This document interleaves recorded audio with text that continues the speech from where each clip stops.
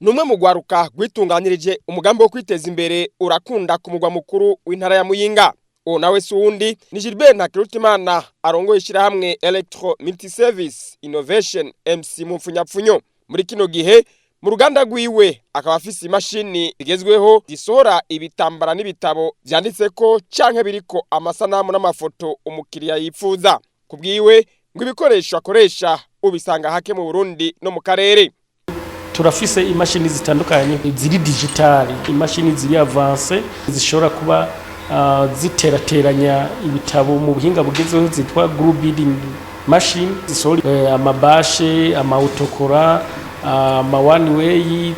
Turakora ibintu vy'amarogo personage muri service ya papeterie mu bijanye n'impapuro. Turashobora gukora amakomande y'amahoteli atandukanye, umuntu akazana logo yiwe tukamukorera ikintu kiriko ama motif decoratif y'ibintu vyiwe. Gilbert Ntakarutimana amenyesha ko iyo ntambwe ageze ko nishirahamwe giwe EMSI abikesha inyigisho ikigo ca leta paeji gitunganya kugwaruka rufise impano n'intumbero yo kwiteza imbere. Paeji barankufasha ibikorwa vyinshi, turagira ama formation atandukanye, baratwigisha systeme de gestion. Rero byaradufashije cyane, bica bituma twongerereza mu bundi bumenyi dusanzwe dufise, bigatuma rero dushobora gutunganya ikigo neza cyacu, kuko gutunganya amasosiyete abantu benshi birakunda kubagora. Amasosiyete menshi ashobora gutangura ariko ntashobore kurenza imyaka 5 kubera gestion, management, ubuhinga bwo kuyitunganya ugasanga bwanse. Mu by'ukuri paeji ndashimira kubera niyo formation naragize resultage, turahuriye n'abantu batandukanye bafise impano zitandukanye, turaganira barambira iyo bageze.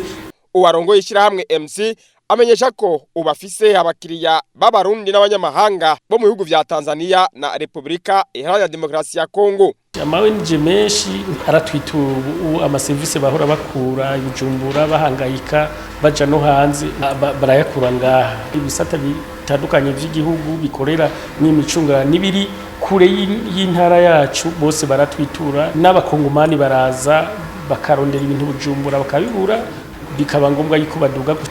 Abatanzania bose, abatanzania nabo barahurumbira ibintu vyanje nka Kotengara Tanzania, baranshurira mbere cyane bakavuga yuko ni Tanzania ari abantu bakibashobora kugira iki kubikora, bakanambira ati ahubwo nzo bitware ubwira tubafashe. Kubwiwe ngwi ariko ashorerwa n'abavuye hanze bimutera intege ko intumbero yiwe y'urudandaza ndengambibe yise nzorunwa haruhiye, no kuvuga gushorerwa n'ushaka yamenye ivyo akora iri kwiraja mu ngiro.